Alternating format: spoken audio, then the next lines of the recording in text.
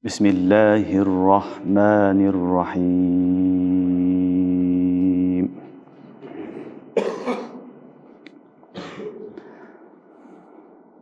تنزيل الكتاب من الله العزيز الحكيم. إنا أنزلنا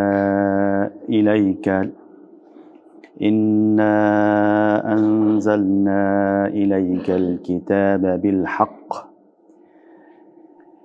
بالحق فاعبد الله مخلصا له الدين. ألا لله الدين الخالص والذين اتخذوا من دونه أولياء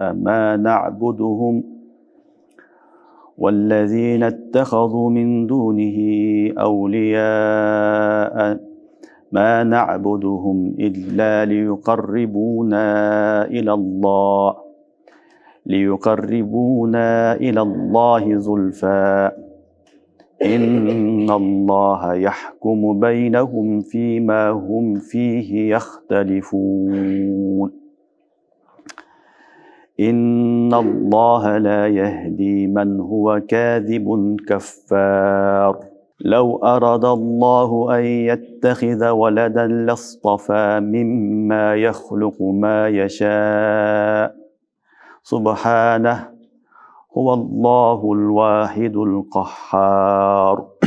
خلق السماوات والأرض بالحق يكور الليل على النهار ويكور النهار على الليل وسخر الشمس والقمر كل يجري لأجل مسمى ألا هو العزيز الغفار.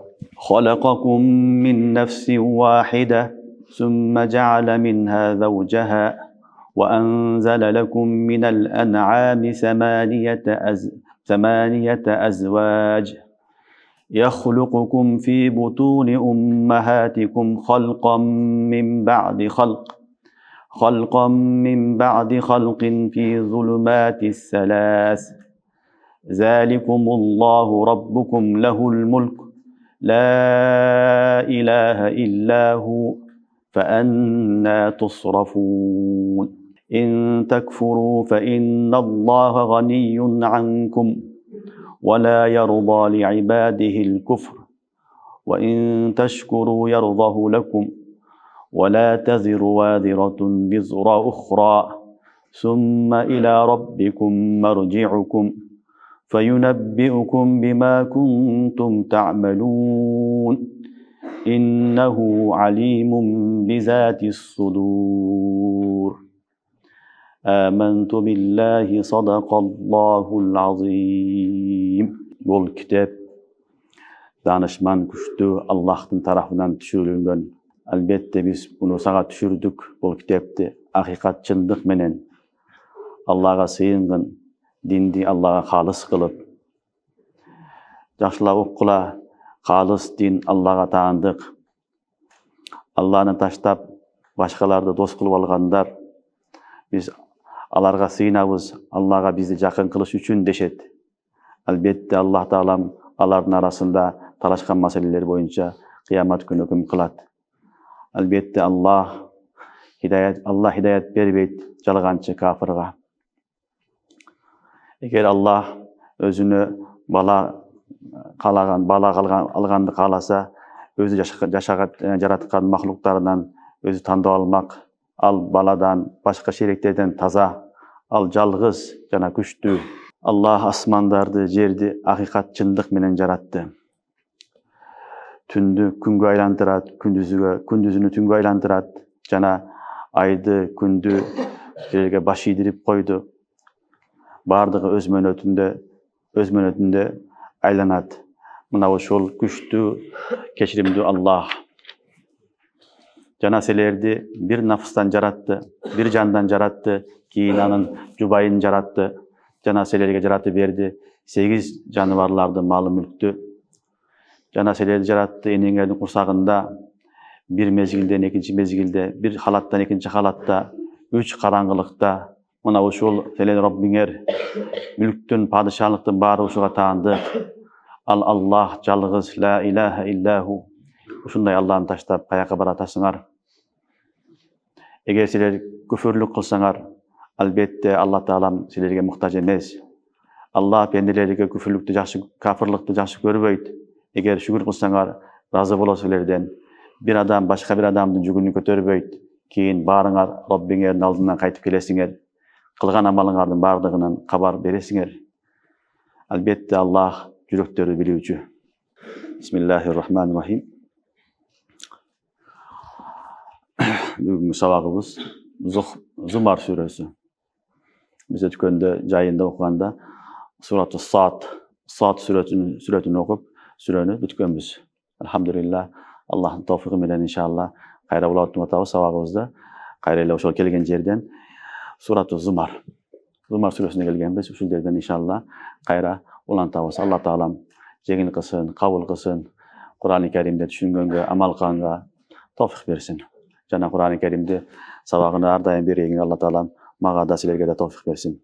Bul Zumar suresi Kur'an-ı Kerimdeki Mekki sürelerining katarına giret. 59-njy düşkön ayat sürelerden birisi 59-njy düşkön süre Mekke döwründagy eň algaçky döwründe düşkön. Eň algaçky döwründägi sürelerden birisi Surat-ı Zumar. Mekke süreleri köpünçe tawhidke basym jasaýdy. Oşoň üçin bu sürede dagyn köwrek tawhidke basym jasalgan. Bu sürenin atalyşy Zumar degeni uşul ele sürede Zumar degen söz kelet. Zumar, Zumranyň jamy. Zumra degeni jamaat degen. Zumar jamaatlar degeni. Wasiqallazina kafaru ila jahannama zumara. Az okuýsaňar, kafirler jahannamga zumra bolup, jamaat bolup kelet degen ayatlar kelet. Oşonun negizinde Allah subhanahu wa taala Kur'an-ı Kerimdeki süreni bu ulamime Zumar dep atalyp kalgan. Çünkü Zumar dep atalyp kalaşlygy özü Zumar degen söz kelet. Jamaat degen. Al jerde kafirler jamaat bolup dozoka düşöt, musulmanlar jamaat bolup beýişe kiret degen ayatlar bar. Kafirler dagın köpke bölünет. Biröw Yahudi, biröw Hristiyan, biröw müşrik, biröw butparast, biröw dagy birdeke, biröw dahriya. Bardygy öz jamaаты menen çoğulu oturup jamaat menen dozoka giret. Allah bizi saklasın. Oşonda ile musulmanlar dagın jamaat menen beýişe giret. Peygamberleriň özünün jamaаты, sahabalaryň özünün jamaаты, tabiinlerdik özünün, tabiinlerdik, mujtahidlerdik, alimlerdik, dailerdeki, awliyalardaki, şuntip bölünüp har kimisi beýişe giret. Mana şunu Zumar dep aýtylýar. Oşoň üçin bu süreni Zumar degen süreni atalyp kalgan. İkincisi bu süreni Guraf dep aýtylýar. Guraf degen aty bar. Allama Suyuti rahmetullahi aleyh itkanda ikinci atyny aýtkan bul ne degen bul sürenin aty Guraf degen. Bul dagy Guraf degen söz kelet. Oşol negizinde bu sürenin atyny dagyn Guraf dep aýtkan. Kıskası Zumar suresi, Guraf suresi bul Mekke'de düşkön sürelerden birisi.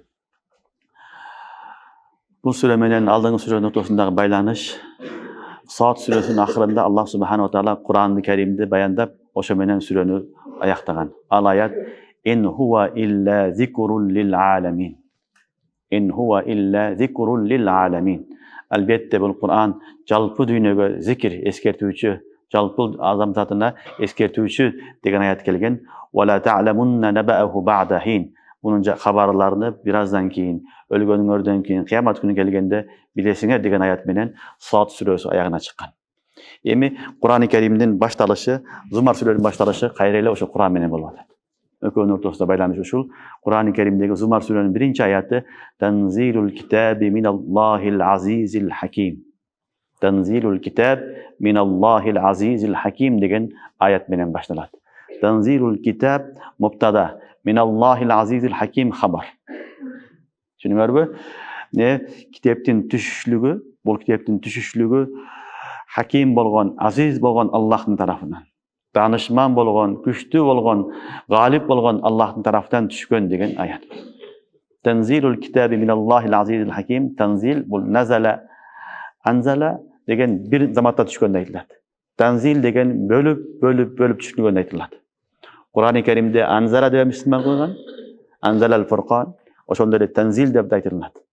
Kur'an-ı Kerim bir zamatda asman dünyasına düşkön, asman dünyasından 23 yılda bölünüp düşkön.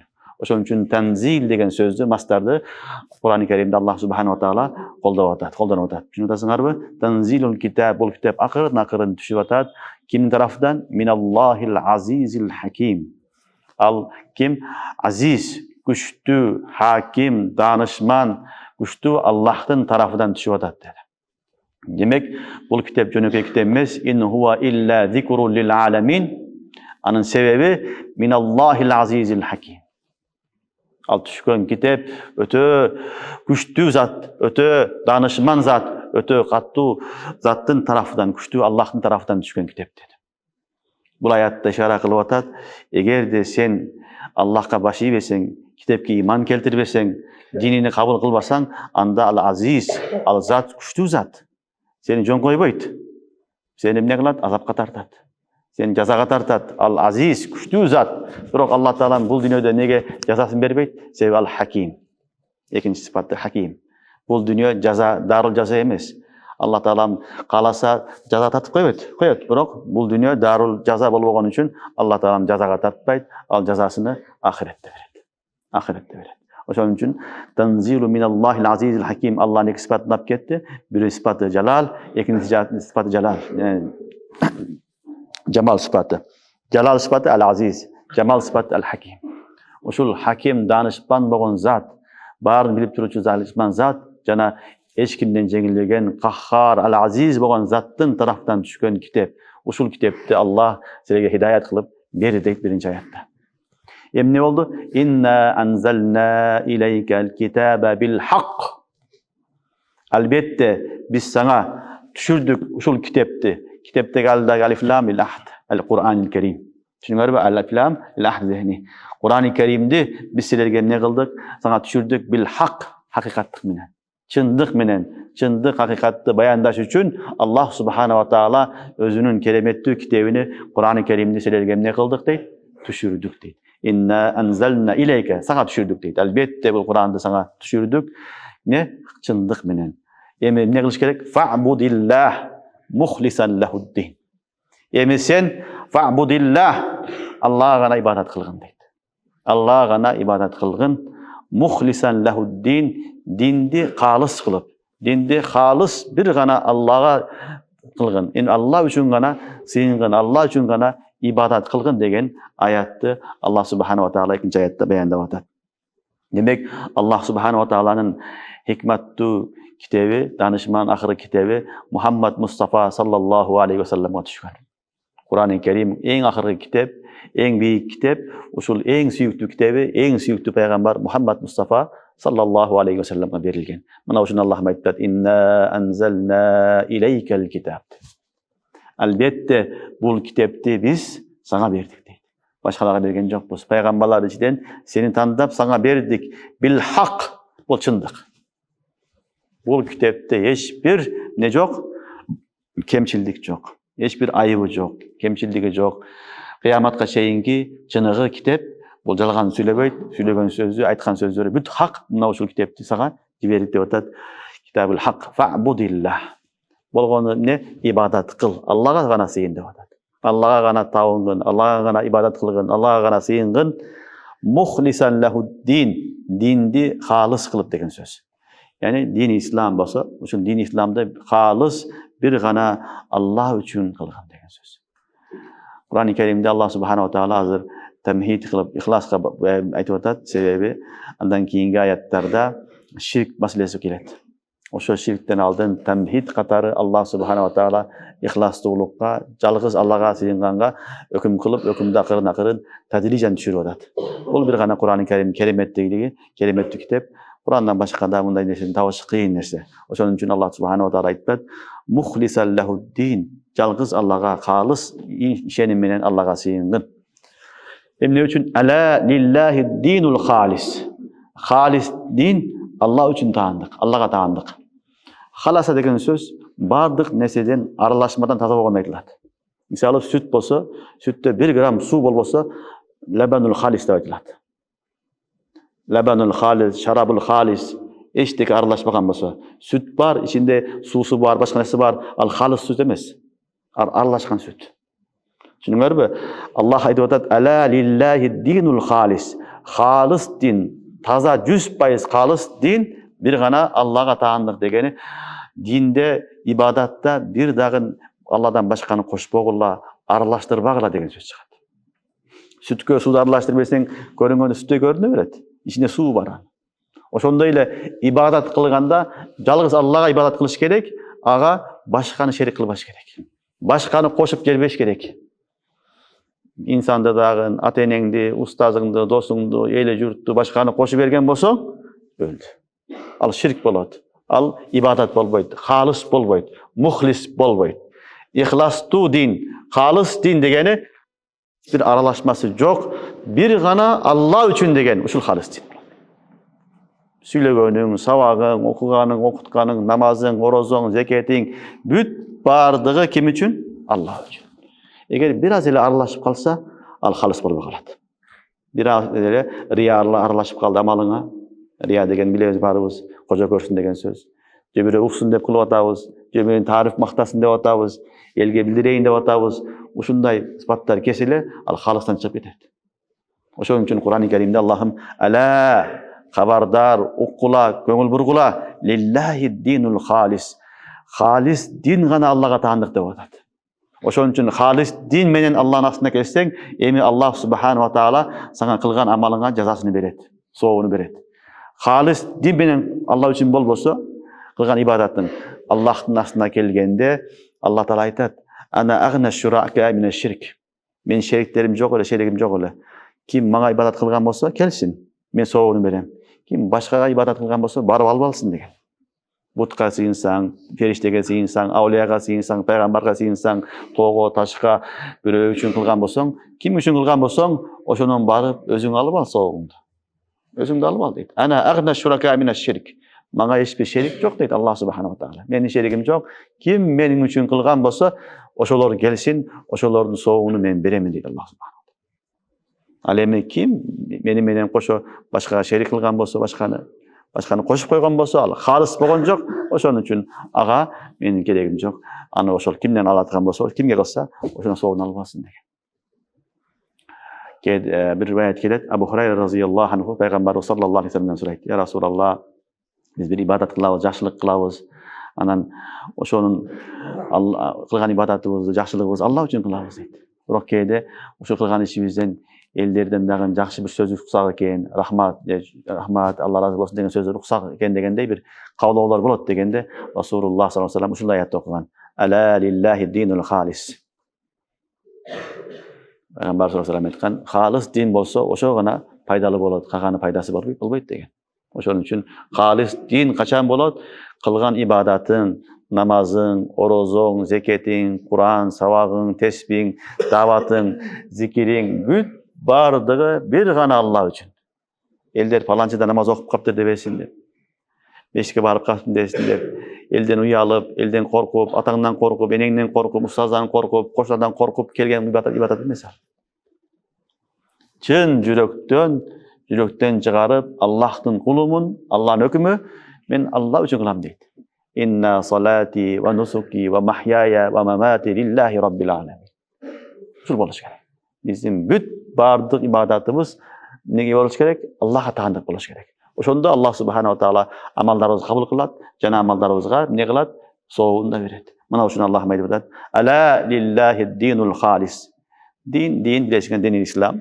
Дин дегени бир гана ибадат эмес тугандар. Ибадат эле эмес. Дин кыскартып айтканда 5 нерсе. Ибадат да бар, муамала бар, муашара бар, ахлакият бар, акаид бар, бардыгы. Ушулардын бүт бардыгы Алла үчүн болуш керек. Кылып аткан ибадаттын бүт бардыгы Алла үчүн болуш керек. Түшүнүктүбү? Демек биз жашоодагы, күнүмдүк турмуштагы 24 саатты бүт баарын дин кылсак болот тугандар. Бир эле нерсе, ар бир кылган иште ниет Алланын ыраазылыгы деп. Ошондо кылган иштерибиз, мубах амалдарыбыздагы соопка айланат, ибадат дин болот. Дин жеңил. Муфти Шафи сахаб рахматуллахи алейх биздин устаздын атасы айтат: "Мен шейх Ашраф Али Танави рахматуллахи алейхи бардым" дейт. Барып айтты, мен күчтүү эмесмин, ооруп турамын, ден соолугум жакшы эмес, көп амал кыла албаймын дегенде шейх айтат, мен сага бир нерсе айтамын, сен ушуну кыла аласың. Ал нерсе не дегенде, сен бардык кылган амалдарыңдын бүт бардыгын Алла үчүн кылган. Ихластуулук менен Алла үчүн ар бир кылган ишиңди Алла үчүн кылгын, сенин 24 сааттык жашооңдун бардыгы эмнеге айланат? Динге айланат, итаатка айланат, ибадатка айланат деген. Ошон үчүн балдар жегенде, ичкенде, окуганда, турганда, ойногондо бүт бардыгы инсан зарычылыгы, ошолордун бардыгы да Алла үчүн деген ниет кылып койсок, иншалла ошол мубах иштерибиз соопко айланат. Мубах иштерибиз соопко айланат. Ошон үчүн Аллах субхана таала айтып атат: "Ала лиллахи динул халис". Халис таза дин Аллахка таандык. Ким таза динге амал кылган болсо, ихлас менен келген болсо, эми Аллах таалам ушуларга мен өзүм сообуну беремин дейт. "Валлазина иттахазу мин дунихи аулия ма нa'будухум илля лиюқаррибуна илаллахи зульфа. Инналлаха яхкуму байнахум фима хум фихи яхталифун". Аяттын уландысында "Валлазина иттахазу мин дунихи аулия". Аллахны таштап башка майда чүдө кудай кылып алган бутка сыйынгандар айтышат: "Ма нa'будухум илля лиюқаррибуна илаллахи зульфа". Биз буларга бир гана Кудайга жакындаш, бизди Кудайга жакындатырыш үчүн гана ибадат кылабыз деп айтышат дейт. Бул жерден Аллах субханаху таала мушриктердин фейлдерин баяндап атат. Мушриктер ар түрлүү ширк кылышкан. Негизинен эки түрлүү ширк менен муптала болгон булар. Биринчиси пайгамбарларды, салих инсандарды, аулияларды Кудайга жакын кылатылар деп сыйынган. Экинчиси фериштелерди. Фериштелерди банатулла деген. Кудайдын кыздары, ушул Кудайдын кыздары аркылуу Кудайга жетип барабыз деген. Жакшы инсандарды Аллахтын сүйүктүү пенделери, пайгамбарлары деп аларга сыйынган. Ошол аркылуу Кудайга жакындайбыз деген не кылган, иш кылышкан. Мекке мушриктери, Куранда келген мушриктер булар Кудайды бар деген.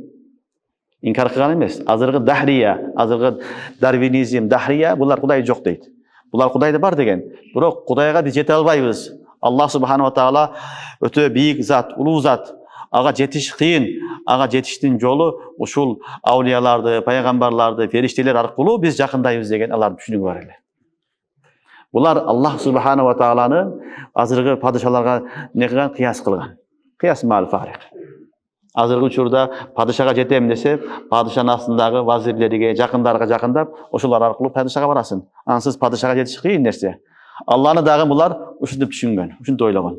Бирок Аллах субханаху таала андай эмес. Аллага жетиштин жолу эки нерсе. Биринчиси иман, экинчи амалы салих. Болду. Ортомчунун кереги жок. Ортомчунун бирөөдө аркылуу анан кийин Аллага жетем деген жери жок. Аллах субханаху таала өзүнүн жолуну ар бир инсанга ачып койгон. Эки нерсе: иман келтир, амалы салих. Болду. Аллахны табасың. Жакшы бекен болсоң, иманга, амалга Аллахнын досу боло бересиң. Амалың күчөйгөн сайын Аллахны жакындаган досу боло бересиң. Башка ортомчунун кереги жок. Ошон үчүн мушриктер булар Аллах субханаху тааланы не кылган? Жетиш кыйын деп, дүйнөдөгү падышаларга кыяс кылып отуруп, ушул буттарды, аулияларды, пайгамбарларды, болсом фериштелерди ортомчу кылып, ушулар аркылуу биз Аллага жакындайбыз деген түшүнүктө болгон. Аллах субханаху таала мына ушул жерде алардын ушул этикадыны баяндап атат. "Валлазина иттахазу мин дунихи аулия".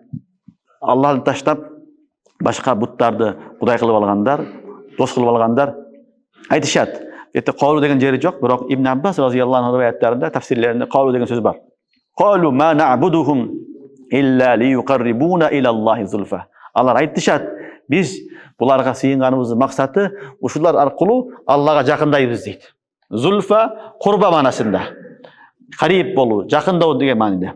Биз Аллага ушулар аркылуу жакындайбыз деген максатта булар ушуларга сыйынып келген. Түшүнүктүбү? Ушул нерсени Кур'ан-ы Керимде Аллах таала айтат. Яхуд айтат: "Ва қалатил яхуд Узайр ибнуллах, ва қалатил насара Масих ибнуллах". Яхуд айтат: Узайр Аллахнын баласы дейт. Насара айтат: Масих Аллахнын Кудай баласы дейт. Алиязу биллах. Бардығы не қылған? Құдай қылып алған, пайғамбарларды Құдайдың баласы қылып алған, бұлар бардығы ширк болған. Ошон үчүн Аллах субханала тағала Құран Кәримде ар түрлі жерлерде бұлардың жамандығын баяндайды. Ошонун бирөөсү булар айтат: "Ма нa'будухум илля лiyuqarribuna ilallohi zulfa" дейт. Биз буларга сыйынганыбыз, биз түзмө-түз Алла менен байланыша албайбыз. Ушулар аркылуу биз жетебиз, ушулар биз жеткизет деп ушуларга сыйынат. Анан жакшы инсандардын биринчи сүрөтүн жасаган булар. Караса сүрөтү тез эле бузулуп калат, чаң басат, шамал болот, жамгыр жаайт. Анан бул бекем болсун деп жыгачтан жасаган. Анан жыгачта чирип калат, анан ташка өткөн. Анан таштан чегип, анан таштан кудайлар, буттарды жасаган. Ошол буттар, ошол инсандардын өздөрүнүн оюнда жакшы инсандардын сүрөттөрү, элестери. Анан ошолорго сыйынат, ал бир пайда бербейт, эчтеке кыла албайт, өзү колу менен жасап алып, ошого сыйынат, анан ошол Кудайга жеткизет деген түшүнүк бар эди. Мына ушул түшүнүктү Аллах субханала тағала рад кылып атат, айтып атат, алар не кылат? Булар жасап алып, ушуларга сыйынышат. Анын сөздөрү: "Ма нa'будухум илля лiyuqarribuna ilallohi zulfa, инналлаха яхкуму байнахум фима хум фихи яхталифун." Аллах айтып атат, Аллах өкүм кылат алардын арасында фима хум фихи яхталифун. Алар талашып аткан, ихтилаф кылган нерселер боюнча. Яни пайгамбар айтат, бул туура эмес, бул хакыйкый жол эмес, бутка сыйынбагын, бул ширк болот, туура эмес десе, алар жок, ушулар аркылуу биз Кудайга жетебиз деп атат. Ортодо талаш болуп атат. Ошо талаш болгон маселелерди кыямат күнү келгенде Аллах субханала тағала өзүм не кылам дейт? Мен чечемин дейт. Мен өкүм кыламын дейт. Инналлаха яхкуму байнахум. Аллах алардын ортосунда өкүм кылат. Фима хум фихи яхталифун. Алар талашып аткан маселелер боюнча. Эмнеге? Инналлаха ла яхди ман хува казибун каффар. Андан кийин Аллах эскертип атат баарыбызга, албетте Алла таалам жалганчы куффар, жалганчы жана шүкүр кылбай турган кафирларга хидаят бербейт деген аят. Демек эки адамга хидаят келбейт. Биринчиси жалганчы. Алиязу билlah. Инналлаха ла яхди ман хува казиб. Казибун фи каулихи. Сөздө жалган сүйлөйт.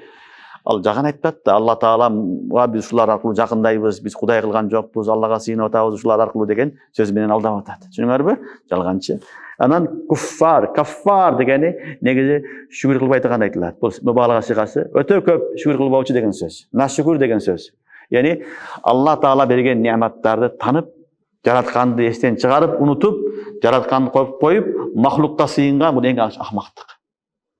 Seni böyle жаратса, sana кийим берсе, sana дем берсе, жан берсе, рух берсе, анан ошону таштап, каяктагы өзүңө окшогон, сенден дагы төмөн болгон ташка сыйынуу бул эң чоң бул нашүкүрчүлүк да. Шүкүр кылбастык да бул. Ошон үчүн муну күфүр деген сөз нашүкүри маанасында.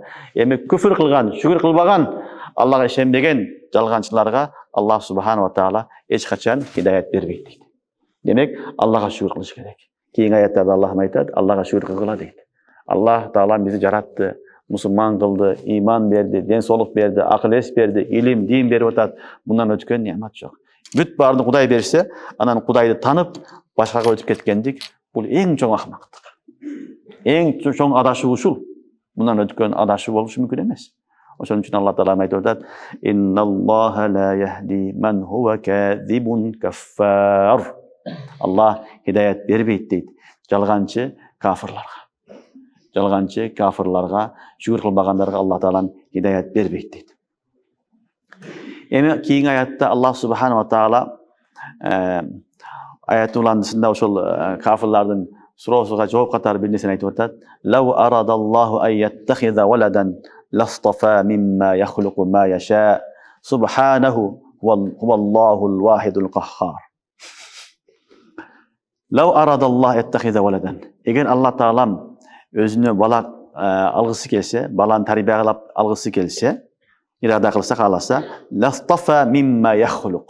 Аны тандап алат, өзү жараткан махлуктардын ичинен ма яша, кимди кааласа, эмнени кааласа. Субханах, бирок Алла таалам балага башкага муктаж эмес, ал эч бир нерсеге муктаж эмес, аруу зат. Ал жалгыз жана күчтүү деген аят.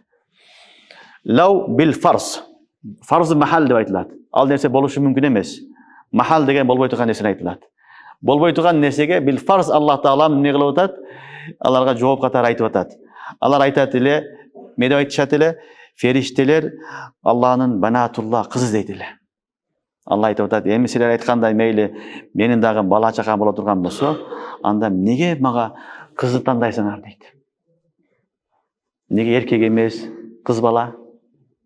Анан неге фериште, неге башка махлук эмес деген суроо болот. Ошону бил фарз, лау бил фарз махал. Андай болушу мүмкүн эмес. Түшүнүңөрбү? Эгер боло турган болсо, лау арадаллах, эгер Алла ирада кылса деп атат. Алла ирада кылбайт. Себеби бул махал. Махалга ирада кылыштыгында махал болбой турган нерсе. Түшүнүңөрбү? Лау арадаллах айяттахиза валадан, эгер Алла Таала өзүнө бала алгысы келсе, ластафа мимма яхлуку ма яша. Өзүнүн махлуктардан каалаган тандап алат. Алланын чоң махлуктары бар. Жабраил алейхиссалам деген кандай чоң фериште бар. Асман, арш, курси, 7 кабат жер, 7 кабат асман, Алланын чоң махлуктары бар. Туурабы? Каласа ошол махлуктардан өзү каалаганын тандап алмак. Лау арадаллаху ан яттахиза валадан ластафа мимма яхлуку ма яша. Бирок Алла каалаган жок. Эмне үчүн? Субхана. Ал таза зат. Алган анын кемчилдиги жок. Ал эч бир жанга муктаж эмес. Лам ялид ва лам юлад ва лам якун лаху куфуан ахад. Субхана. Аллах субхана ва таала не аялга, балага, кызга, үй бүлөгө, вазирге, жардамчыга муктаж эмес. Ошон үчүн Алла каалаган жок, алган жок. Ошон үчүн булардын Кудайдын баласы бар, малайка банатулла деген сөздөрү бардыгы батыл сөздөр. Дава биле далил сөздөр. Өздөрүнүн гана ойлору, фикирлери, ошол ой фикри менен алар жашап келатат. Бирок акыйкаты жок анын. Ал айткан оюнда, алардын түшүнүгүндөгү нерседе эч бир чындык, акыйкат жок. Мына ушуну Аллах субханаху тааала айтып атат. Лау арадаллаху ан яттахиза валадан ластафа мимма яхлуку ма яша. Субханах.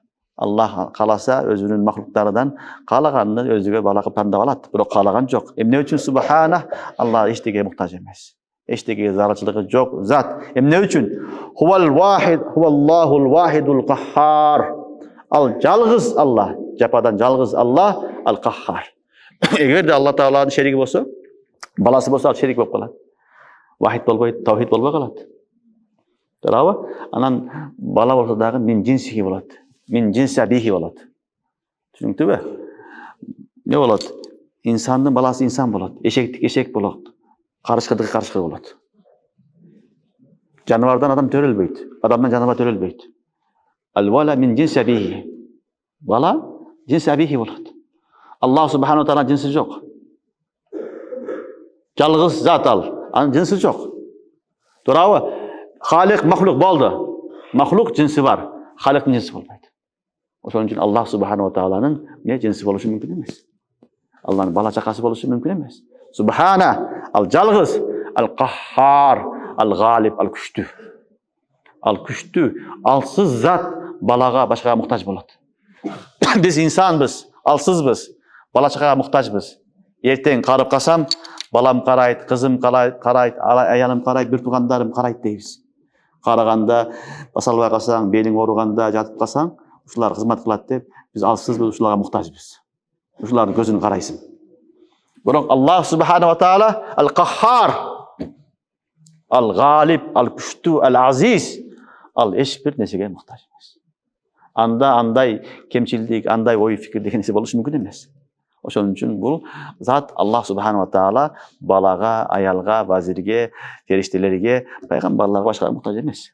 Өзүгө бала кылбага муктаж эмес. Себеби ал вахидул каххар, ал жалгыз зат, ал күчтүү зат, эч бир шерикке муктаж эмес. Кул хуваллаху ахад, Аллаху самад, лам ялид ва лам юлад ва лам якун лаху куфуан ахад. Эми кийинки аятта Аллах субханаху ва таала өзүнүн кудретин баяндап атат. Биз айттык да, ал жалгыз дедик, каххар дедик. Ал кандай жалгыз, ал кандай күчтүү, кудрети эмнеге жетет? Кийинки аятта Алла Таала өзүн тааныштырып атат. Халакас самавати вал арз бил хак. Халакас самавати вал арз бил хак. Аллах ушун жалгыз зат, каххар болгон зат, асмандарды, жерди чындык менен жаратты дейт. Асмандарды, жерди чындык менен жаратты. Бул дүйнө чындык жашоо, чын жашоо. Яни буну оюн күлкү үчүн жараткан эмес. Оюн күлкү болуп эле барып күйүп жок болуп кетпейт. Жок болот, бирок дагы тирилип кайрадан эсеп китеп болот. Кафырлар ойногондой эле бул дүйнөдө ойноп анан ошо менен жок болуп кетебиз деген түшүнүк мусулманда болбойт. Мусулмандын түшүндүгү Алла асман жерди чындык менен жараткан. Бул дүйнө вактылуу, бирок чындык менен жараткан. Ал вакытта ибадат кылсаң, кыямат күнү келгенде жакшылыгын көрөсүң. Кудайга ишенбесең, туура эмес жашаган болсоң, анын азабын дагы кыямат күнү көрөсүң деген ушул чындык. Мына ошону Аллах өзүнүн кудретин баяндап атат. Халакас самавати вал арда бил хак. Асмандарды, жерди чындык менен жаратты. Юкаввирул лейла алан нахар ва юкаввирун нахар алал лейл. Жана айлантат дейт. Түндү күндүзгө, күндүздү түнгө. Юкаввир деген таквир деген негизи айланткан айтылат. Таквирул има амама дейт. Селде байлайсыңар го мынтип. Мынтип байлайсыңар. Ушуну таквир дейт. Таквирул амама. Түшүнүңөрбү? Юкаввирул лейл дегени түндү күнгө алмаштырып коет, айлантырып коет деген сөз. Bir zamatda mына капкараңгы. Бирок эртең менен таң атканда Аллах субханаху таала эмне кылат? Күндү алып келет. Не болот? Түн кетет. Бул ушундай күчтүү зат. Аллах субханаху таала не кылган? Асман жери жаратып, анын ичинде экиге бөлүп, 12ден 24 саат болсо, 12ден бөлүп, жарымын күндүз, жарымын түн кылып берип атат. Биз үчүн. Мына ушуну ким кылды? Аллах субханаху таала. Эгер Аллах субханаху таала караса, ар дайым күндүз кылып коет. Kur'an'da gelir bu ayette. Ar dayım gündüz bolsa жасап көрөйүн эми. Ушундай жерлер да бар. Кээ бир учурларда Алла кааласа эмне кылам дейт? Ар дайым түн кылып салам дейт. Ошон үчүн адамга күн да керек, түн да керек. Экөөнүн зарычылыгы бар. Ошон үчүн Аллах субханаху таала күндү, түндү жараткан. Буну Кудайдан башка эч ким кыла албайт. Дүйнөнүн бардыгы биригип, эртеден баштап саатты өзгөртөбүз. Эртеден баштап эртең менен күн чыкпайт. 12'de чыгат, 1'de чыгат деп бүт бары бириксе дагы эчтеке кыла албайт. Же түндү күнгө айлантырабыз десе да эчтеке кыла албайт. Асманга чыктык, мындай болду, дүйнө акырга жетип атат деп мактанган инсан эчтеке кыла албайт. Күндү, түндү бир гана башкаруучу зат Аллах субханаху таала. Анын кудрети ушундай зат. Ал эмне кылат? Юкаввирул лейла алан нахар. Күндү түнгө айлантырып турат. Юкаввирун нахар алал лейл. Нахарды күнгө айлантып салат. Bir zamatda күн, bir zamatda түн кылган Аллах. Васаххара шамса вал камар. Жана мусаххар кылып, баш ийдирип койгон, силердин кызматыңарга койгон деп аткан сөз, эми баш ийдирип кызматка салып койду күн менен түндү. Күн менен айды. Күн менен айды кызматка коюп койгон Алла Таалам. Эмне кылат? Куллун яжри ли ажалин мусамма. Ар бири өзүнүн мөөнөтүндө эмне кылат? Агып турат дейт. Ар бири өз мөөнөтүндө айланып агып турат дейт. Ала хувал азизул гаффар. Жакшылап угуккула, мына ушул күчтүү Аллах, анан кечиримдүү Аллах ушул деп атат. Кара, күн түн келедик. Ошондой эле шамс вал камар. Асманда ай, күн. Булар бардыгы Алланын махлугу. Алар яжри ли ажалин мусамма. Алла айткан вакытта жүрө берет. Күн өз убагында чыгат, 1 минут артка кетпейт, 1 секунд артка кетип калбайт, артка кетпейт. Күн ошол убагында Алла айткан. Ай дагы ошондой. Туурабы? Биз жер ошонун тегерегинде айланабыз.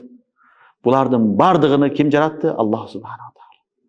Ушуларды жараткан зат Ал-Азиз, ал күчтүү, ал балага, аялга, кызга, вазирге, жардамчыга муктаж эмес.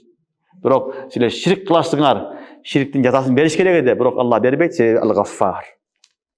Ал кечиримдүү сыпаты менен кечирип турат. Болбосо чындыкка келе турган болсо, ким ширк кылса, Алла Таалам ошол заматтан жок кылыш керек болчу. Ошол заматты жок кылыш керек болчу. Бирок Аллах субханаху таала Ал-Гаффар деген экинчи сыпаты бар. Гаффар сыпаты менен эмне кылат?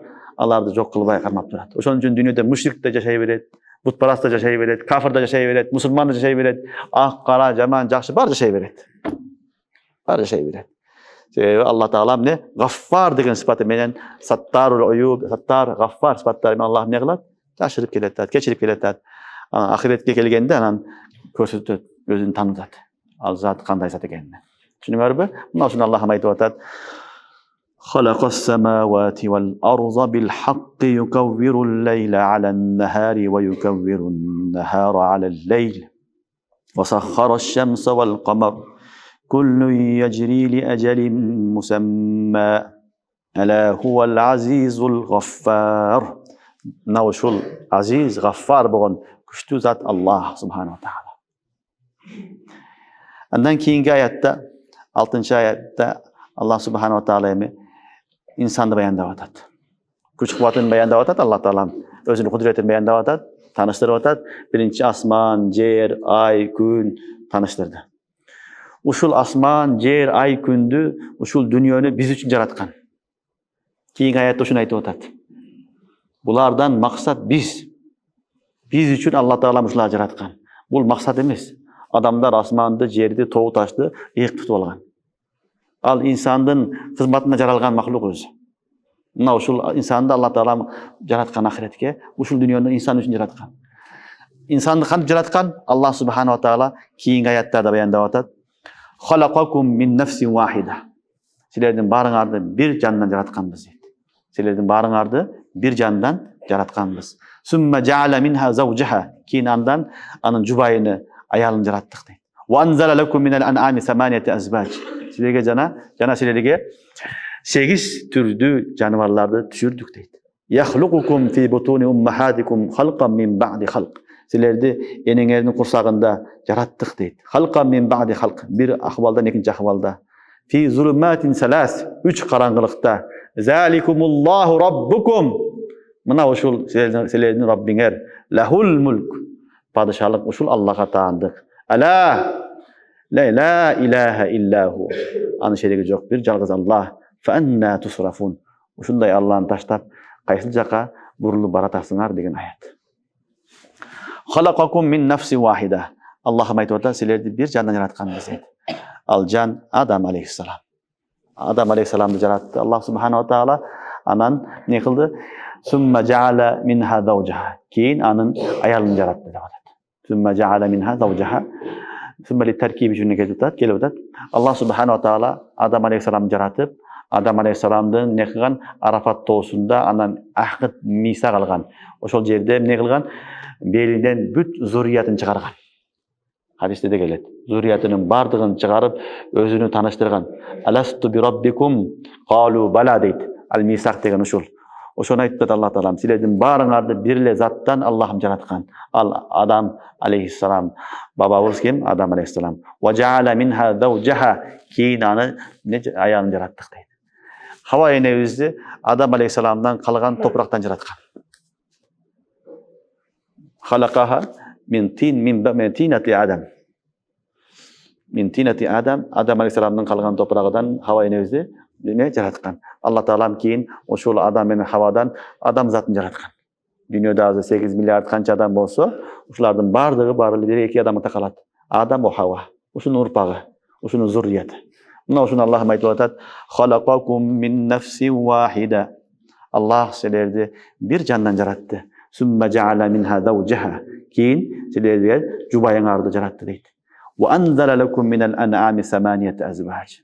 Эми Аллах субханаху таала эмне кылды? Асман, жерди жараткандан кийин дүйнөдө кантип жашаш керек, дүйнөдө эмне зарылчылыктар бар, аларды дагы бизге мухайя кылып берген, даярдап берген. Аларды дагы Алла таала эмне кылган? Мухайя кылып жаратып берген. Мына ушуну айтып атат. Ва анзала лакум минал ан'ами саманiyata azwaj.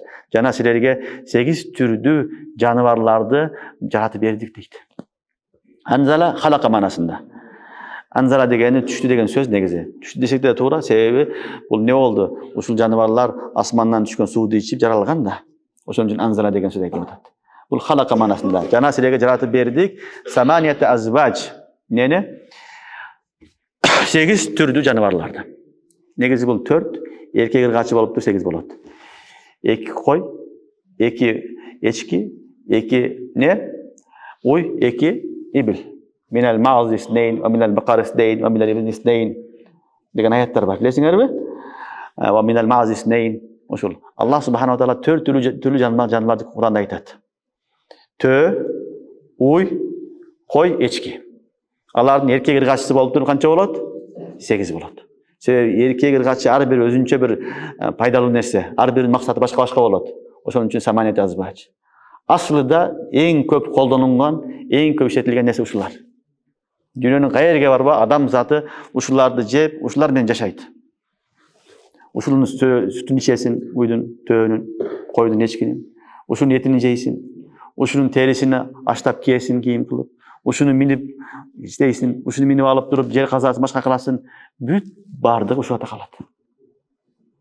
Эт жебей койчу эмне болот экенсиң? Жейилген эт дүйнөдө эң көп ушулар эле болот. Койдун эти, эчкинин эти, уйдун эти жана төөнүн эти. Түшүнүңөрбү? Ошон үчүн Аллах субханаху ва таала өзүнүн неаматын айтат: "Ва анзала лакум минал ан'ами саманiyata azwaj." Жана силерге Аллах түшүрдү, жаратып берди. Не? 7-8 түрдүү нелерди? Жаныбарларды, малымдарды. Аларды силер жейсиңер, союп жейсиңер, сүтүн ичесиңер, аштап тери кылып кийесиңер, бут кийим кыласыңар, башка кыласыңар, керек болсо минесиңер, жүк ташыйсыңар, бүт баарын ушулар менен кыласыңар деди. Мына ушул Аллах.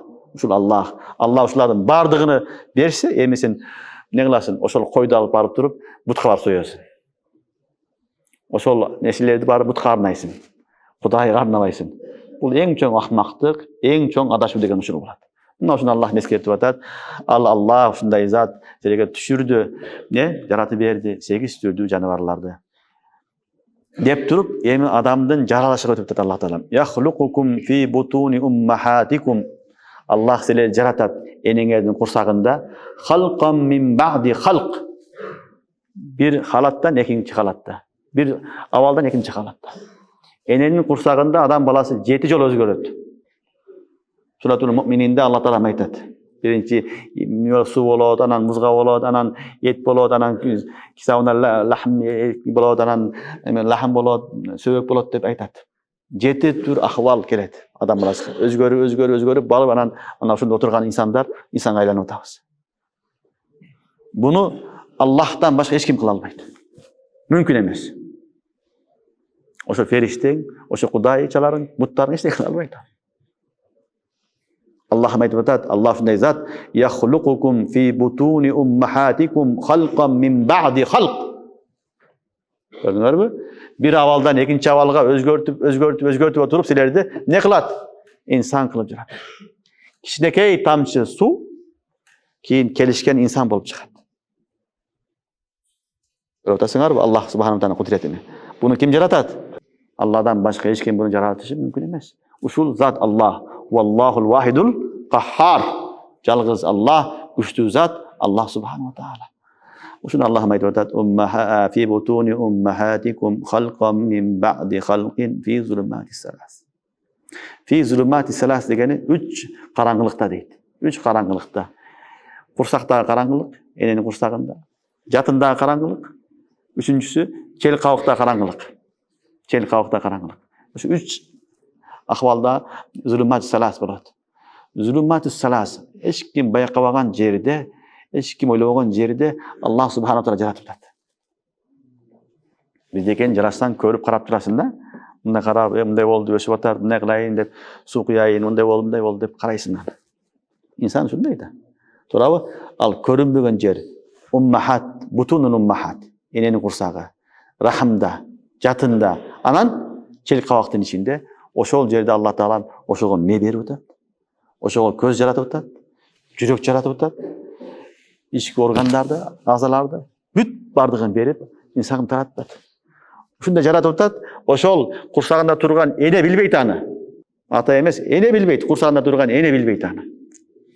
Баласы эмне болуп атат, кандай болуп атат, эркекпи, качыбы, жакшыбы, жаманбы, кандай болуп билбейт. Төрөлгөндөн кийин эле балам деп сүйүнөт, ага чейин билбейт аны. Мына ушул Аллах субханаху таала. Мына ушуну Аллах айтып атат: "Фи зулуматис салас." 3 караңгылыкта, силер билбеген караңгылыкта Аллах субханаху таала эмне кылды? Силерди адам кылып жаратты. Заликумуллах раббукум. Көрдүңөрбү? Мына ушул Аллах силердин Раббиңер деп атат. Мына ушул жок жерден пайда кылган зат, мына ушул силердин кудайыңар. Буттар силер сыйынган нерселердин кудай эмес.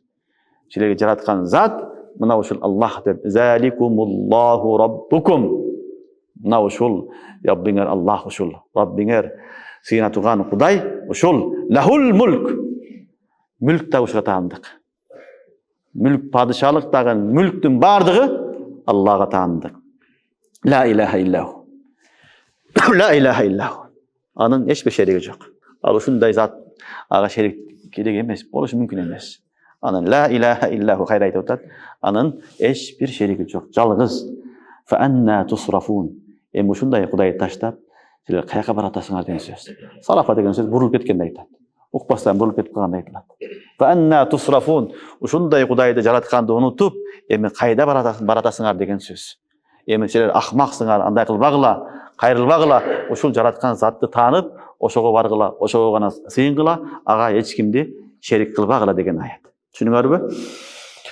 خلقكم من نفس واحدة ثم جعل منها زوجها وأنزل لكم من الأنعام ثمانية أزواج يخلقكم في بطون أمهاتكم خلقا من بعد خلق في ظلمات الثلاث ذلكم الله ربكم له الملك لا إله إلا هو فأنا تصرفون إن تكفروا فإن الله غني عنكم ولا يرضى لعباده الكفر وإن تشكروا يرضه لكم ولا تزر وازرة وزر أخرى ثم إلى ربكم مرجعكم فينبئكم بما كنتم تعملون إنه عليم بذات الصدور. Bugünkü sabaqtın ahırkı ayatı. In takfuru fa innallahu ganiyyun ankum. Eğer sizler küfür kılsaňar, işenbeseňer, şükürçilik kılbasaňar, iman keltirbeseňer, fa innallahu ganiyyun ankum. Allah sizlerge muhtaç emes. Allah sizlerin ibadatyňar, imanıňarga muhtaç emes. Biroq wala yarza li ibadihil kufr. Allah bendelerge küfürde razı bolboýt. Yani küfürde kafir boluşukda bendelerini razı görbeýt. Ve in tashkuru yarzahu lakum. Eğer şükür kılsaňar, sizlerden razı bolat. Bir adam ikinci adamdın jügünü köterbeýt. Keyin barıňar Allah'a qaytyp kelesiňer. Fa yunabbiukum bima kuntum ta'malun. Kılgan amalyňarga Allah ne kılat? Kabar beret. Kabaryny beret. Albetde al jürekdegi barlyk nerseni bilip durýuçy. Allah subhanahu wa taala özünü tanıştırgandan keyin, kudretini bayandagandan keyin daha bir nerseni aytyp atat. Bul iman keltir, Allah'a sıyın, Allah'a gana ibadat kıl dep atkanın maksatı, bul siler üçün gana dep atat. Allah'ın kayra aytkanın sebebi eskertip, bul siler üçün gana. Silerin ibadatyňar, imanıňar, maňa bir tiyinçalyk zarçylygy jok dep atat. Kim iman keltirse, jaş amal kılsa özüge gana. Allah'a bir jaşçylyk kılıp, Allah'ın martabasyny jogary biýik kılıp berbeýbiz. Allah subhanahu wa taala hadiste gelet, elin bardygy jaman adam gaýdan kesse, büt bar jamandyk kılsa dagyn menen kadyr barkymdan bir kam ne kiçnekey da kadyr barkym düşüp ketpeyt degen. Elin bardygy jaş adam bolup, büt bardyk ibadat kılsa dagyn menen kadyr barkym kiçnekey bolsa dagyn köterilip kalbayt degen. Wa huwa hamid wa huwa mahmud. Allah subhanahu wa taala har daim hamdın üstünde, hamdka tatkılı insan, zat. Allah subhanahu wa taala bizin ibadatka, muamalaga, başkaga muhtaç emes. Düşünüňerbi? Bul iman keltirүү, ibadat kılуу bizge gana teşekkür nerse. Muna uşunu Allah subhanahu wa taala ayatda aytyp atat. In takfuru fa innallahu ganiyyun ankum. Eger sizler işenbeseňer, küfür kılsaňar, je Allah'a şükür kılbasaňar, Kudaydan başkaga sıyınyp butparastyk jolunu tandasaňar, fa innallahu ganiyyun ankum. Allah sizlerden bay degen söz. Em Allah taala sizlerge muhtaç emes. Allah'a sizlerden ibadatyňar ziyan berbeýt. Jamandygyňardagy ziyan berbeýt. Allah subhanahu wa taala har daim özünün ahwalynda bolgan zat, aga işteke muhtaç emes. Oşoň üçin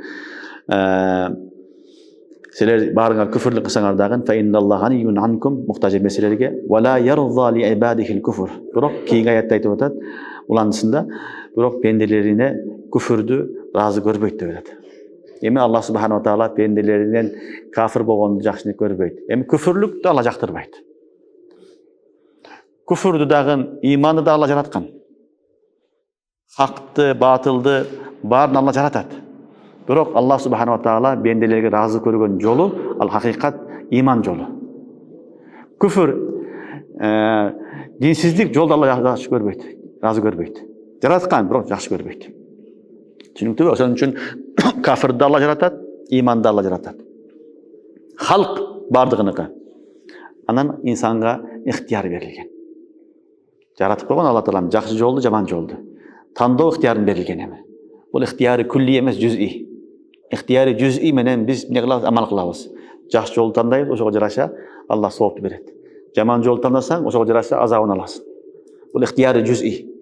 Bирок халк кылган Allah Subhanahu Taala. İnsan halk kıla albayt, insan kasıp kılat. Halk Allah kılat. Allah küfürde halk kılgan, bирок küfürde Allah razı bolbayt. Kafir bolgонду жақсы көрбөйт. Аны жактырбайт. Ошон үчүн Куранда айтып атат: "Ва ла ярза ли ибадихил куфр." Бенделерге küfür жолун тандаган Allah разы көрбөйт, разы болбойт. Бул жолду тандаганга жол бербейт. "Ва ин ташкуру ярзаху лакум." Эгер Аллага шүкүр кылсаңар, иман келтирсеңер, мусулман болсоңор, Allah разы болот. Ярзаху лакум. Деп атат, демек Аллах Субхану Таала жакшы жол тандагандардан разы болот. Жана бир эреже айтып атат: "Ва ла тазиру вазира визра ухра." Bir adamın günahını ikinci adam götürmeydi. Şeriat şunday. Her kim kılgan günahına cevap verir. Atasının günahına balası cevap vermeydi. Balasıga atası cevap vermeydi. Kızına apası cevap vermeydi. Her kim kılgan nesege cevap verir. Ustazı şagirdine, şagird ustazına cevap vermeydi. Anday nese yok. Dünyada oluşu mümkün. Bırak ahirette her kim özünü özü cevap verir. Biröğünün cügünü biröğünün günahını biröğü götürmeydi. Summa ila rabbikum marji'ukum. Keyin barıngар qaytып kelesiңер Allah'ın astına. Fayunabbi'ukum bima kuntum ta'malun. Kılgan amalыңардын бардығын Allah Taala kabarını berет deydi. Бұл dünyada adam bir kılmış kılıp kaçıp ketişi mümkün. Para berip kutulup ketişi mümkün. Başka жаққа barıp баягы жарандығын өзгөртүп koyuşu mümkün. Түсүн өзгөртүp koyuşu mümkün. Ошону kutulup ketişi mümkün dünyada. Ahirette андай эмес. Kul summa ila rabbikum marji'ukum. Barına kelesiңер. Fayunabbi'ukum bima kuntum ta'malun. Kılgan amalыңардын бардығын Allah kabarını айтат. Мындай кылдың, мындай кылдың, мындай кылдың. Dünyada билбей калышы мүмкүн, эстебей калышы мүмкүн, унутуп калышы мүмкүн. Ахиреттен андай эмес. Ким каерде болгон болсо, эмне кылган болсо, бүт бардыгыны эсеп китеп күнү келгенде Allah Тааланын баарыны кабар берет. Fayunabbi'ukum bima kuntum ta'malun. Эмне үчүн? Ал кандай зат? Иннаху алимун бизатис суdur. Albatta Allah жүрөктөрү билүүчү. Жүрөгүндөгү болуп аткан ой фикирлерди дагы берип турат. Биз бирөө сүйлөсө гана билебиз. Кыймыл аракетин гана билебиз. Отурат жакшы күмөн кылабыз баарына. Бирок ар кимдин ичинде ар түрлүү ойлор турат, биз билбейбиз аны. Бир жакында адам билбейбиз эмне ойдо турат. Бир гана аны билүүчү зат ким? Allah Subhanahu wa Taala innahu alimun bizatis sudur. Ал жүрөктөрдөгү нерселерди билүүчү, ойлорду билүүчү зат бардык кылган амалыңарды кыямат күнү келгенде бардыгынан кабар берет дейт. Демек биз өзүбүз контролдобуз, ой фикирлерибиз контролдо, бүт бардыгы контролдо турат. Биз ойлойбуз, бунун оюмду эч ким билбей калды деп, Алла билип турат. Досуң билген жок, үй бүлөң билген жок, башкасы билген жок, бирок Алла билип турат. Иннаху алимун бизатис суdur. Жүрөктөгүлөрдү дагы ой фикирлери билет. Ушундай зат. Ошон үчүн бизге берген Аллах Субхану Тааланы кадырлайлык тугандар, иман дини кадырлайлык, имандын менети, Курандын менети бул эң чоң неамат. Аллах Субхану Таала мусулман кылып жаратып, иман берип, дин сабагын Куран окуганга тоофук берип атат. Мындан өткөн неамат жок. Шүгүр кылайлык. Эгер шүгүр кылсак, Алла Таала эмне кылам дейт? Көп эсе кылып көбөйтүп берем дейт. Алла Таалам адашып калгандан сактасын. Субханакаллахумма бихамдика ашхаду ан ла илаха